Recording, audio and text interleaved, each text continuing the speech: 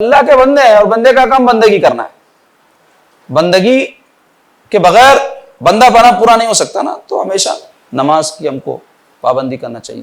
کچھ ہو جائے، کاروبار ہو، اچھا ہو، برا ہو، موت مٹی ہو، خوشی ہو، کوئی چیز آپ کو نماز سے مانے نہ ہو، نماز رکنے والی نہ ہو. آپ غور کرو، تو مر بھی گئے تو نماز رکھے نا. جنازے کی نماز لے جانا تھا، مر گئے گڑے میں ڈال دینا تھا نا. نہیں، نماز رکھے، اس کے واسطے بھی دعا ہے ان کے لیے. وہ اور خوشی ہو، غم ہو، کسی حال میں نماز نہیں چھوٹتی. آپ دیکھو کوئی آدمی اپنے وطن میں رہ رہا تو جماعت کے ساتھ 5 وقتہ نمازیں پڑھنا. سفر میں گیا، نماز معاف نہیں ہو رہی، 4 کے 2 ہو رہے خالی، وہ بھی اللہ کا احسان ہے. اللہ تعالیٰ آسانی کرنے کے لیے 2 کر دیے. یہاں تک کہ جنگ بھی اگر ہو تو جنگ کی نماز کا بھی حکم ہے قرآن مجید میں. آدھی فوج لڑیں گی، آدھی فوج نماز پڑھیں گی، پھر وہ آدھی جائیں گی، پھر آدھی آئیں گی، پورا طریقہ ہے اس کا. یہاں تک کہ حکم ہے کہ ایک عورت ایسی ہے جس کو جو ہے اولاد پیدا ہو رہی، ویسے وقت میں اس کا بچہ بھی پیٹ سے باہر نہیں آیا ہے اور نماز کا وقت ہو جائے تو اس کو ویسی حالت میں بھی نماز پڑھنے کا حکم ہے. کوئی آدمی کھڑے کے نہیں پڑھ سکتا تو حکم ہے بیٹھ کر پڑھے، معذور اگر ہے تو. اور اگر کوئی کھڑے کر پڑھ سکتا ہے، بیٹھ کر پڑھے گا تو فرض اور سنت نہیں ہوگی، نفل میں اجازت ہے.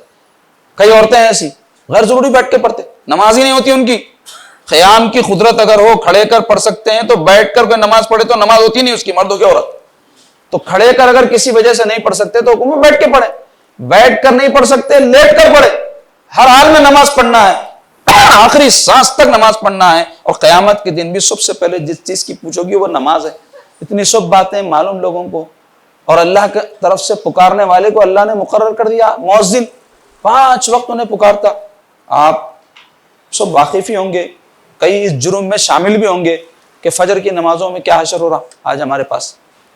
کرو سروے مسجدوں کا، آپ کو معلوم ہوتا. کتنی افسوس کی بات ہے. اور ایک خدا کو ماننے والے، رسول پر اپنی جان نثار کرنے کا دعویٰ کرنے والے، عاشقان رسول، میلاد کے موقع پہ دھوم مچانے والے، خرچہ کرنے والے، کھانے کھلانے والے کتنے مسجدوں میں آتے. دیکھ لو فجر میں، معلوم ہوتا. ایمان کا امتحان نہیں ہوتا. اس بات سے سرکار کیا فرمائے، فجر کی اور عشاء کی نماز منافق پر بار ہے. اب آپ ہم اپنے کو کس زمرے میں ڈالتے، ڈال لو. سرکار تو فرما دی، اور سرکار کی بات پر ایمان نہیں ہے تو مسلمان نہیں ہے. تو حضور فرمائے کہ فجر کی اور عشاء کی نماز، کیونکہ فجر میں نیند اور عشاء میں تھکاوٹ رہتی، ویسے وقت میں معلوم ہوتا ہے ایمان کتنا مضبوط ہے. حالانکہ اب غور کریے، 24 گھنٹوں میں اگر آپ 5 نمازیں 10-10 منٹ بھی پڑھ لیں، بعض نمازیں تو 2-4 منٹ میں ہو جاتی، لیکن 10-10 منٹ بھی رکھ رہے ہیں تو 1 گھنٹہ ہوتا ہوگا. 24 گھنٹے میں 1 گھنٹہ اپنے خدا کو نہیں دے سکتے، وہ بھی ایک ساتھ نہیں دینا ہے. 1 گھنٹے کا بریک لمبا ہوتا، بیچ میں 10-10 منٹ کا اگر بریک دیں 24 گھنٹے میں تو آپ کی 5 نمازیں آسانی سے ہو جاتی. اتنا وقت اگر کوئی نہیں نکال سک رہے ہیں تو کتنے بڑے بدبخت ہیں. اور اس بارے میں بہت ساری باتیں کہنے کو تو، لیکن ماننے والے کے لیے ایک بات بھی کافی ہے، وہ یہ کہ اللہ کے رسول صلی اللہ علیہ وسلم اور صحابہ بے نمازی کو کتنا بدترین جانتے تھے. احادیث کی کتابیں اس سے بھری پڑی عزیزوں. تو ہم کو ڈر کے نہیں یا ہم کو لالچ میں نہیں، اپنے رب کے بندے ہونے کی وجہ سے اس کی بندگی کرنا ہے. اور اس کی بندگی نہیں کریں گے تو اللہ تعالیٰ ہم کو دوسروں کی بندگی میں لگا دے گا، رسوا اور ذلیل کر دے گا. اس واسطے کوئی مال کی بندگی میں لگا ہوا ہے، کوئی کرسی کی بندگی میں لگا ہوا ہے، کوئی خواہشات کی بندگی میں لگا ہوا ہے، کوئی عزت کی بندگی میں لگا ہوا ہے، کوئی دولت کی بندگی میں لگا ہوا ہے. اللہ کی بندگی کرو تو اس کے لیے اظہار بندگی کا سب سے زبردست، سب سے خوبصورت، سب سے اعلیٰ و ارفع، سب سے محترم شان اگر کوئی طریقہ ہے وہ نماز ہے.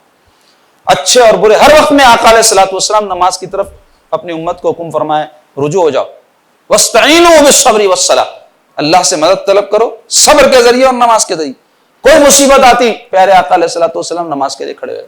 کوئی مشکل حالات آتے، آقا علیہ الصلوۃ والسلام نماز کے لیے کھڑے ہوئے. جنگوں میں، ظلم کے وقت کافروں کے کوئی مسائل، کوئی ناموافق حالات ہوتے تو حضور نماز کے لیے کھڑے ہو جاتے.